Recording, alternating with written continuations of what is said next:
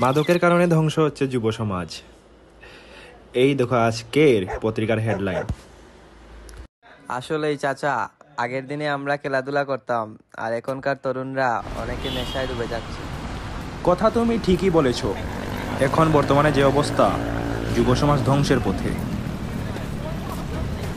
চাচা, একটা ডার্বি দিও। তোমার কি আইডি কার্ড আছে? আইডি কার্ড ছাড়া তো বেরিয়ে দিতে পারবো না। কিসের ID card? National ID card. কোন দেশি নিয়ম পাইছো এটা? বাবা, এটা বাংলাদেশ সরকারের নিয়ম। দাও, তাড়াতাড়ি দাও, ফাইজলামি করিও না। না না, দেও। আরে কয়বার বলবো তোমারে যে আমি আইডি কার্ড ছাড়া দিতে পারুম না। আরে দাও মিয়া।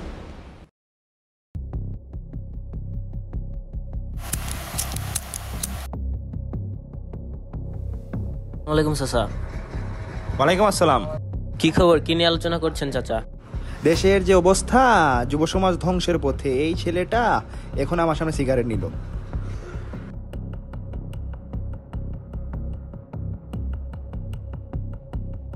আসসালামু আলাইকুম ভাইয়া, কেমন আছেন? এই তো সিগারেট খাইতেছি। এর জন্য যে আপনি ভবিষ্যতে ক্যান্সারের শিকার হবেন তা কি আপনি জানেন? আপনি এই চাচাকে দেখেননি?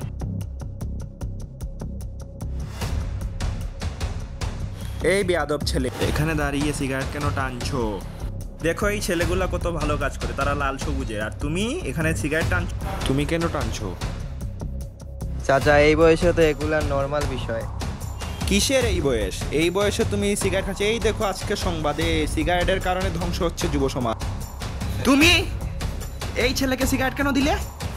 আমি তাকে না করেছি কয়েকবার, তবুও সে আমাকে জোর করেছে। তারপর আমাকে সে হুমকি দামকি দিয়েছে। ঠিক আছে, এগুলো কোনো ব্যাপার না।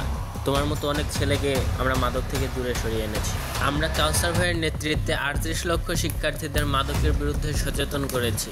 আপনিও এই মন্দ কাজ থেকে বিরত থাকুন। আসলেই তুমি এই সিগারেটটি এখন ফালাও। তোমার সমবয়সী ছেলেরা কত ভালো কাজ করছে, আর তুমি সিগারেট আমাকে খাচ্ছো? ক্ষমা করবেন, আমি আমার ভুলটা বুঝতে পারছি। ঠিক আছে, তুমি তোমার ভুল বুঝতে পেরেছো, এটাই অনেক ভালো। তুমি আজকে থেকে এই লাল সরি সবুজের ভাই, সাথে- আমাকে মাফ করে দিন। ঠিক আছে, চলুন আমরা একসাথে মাদককে না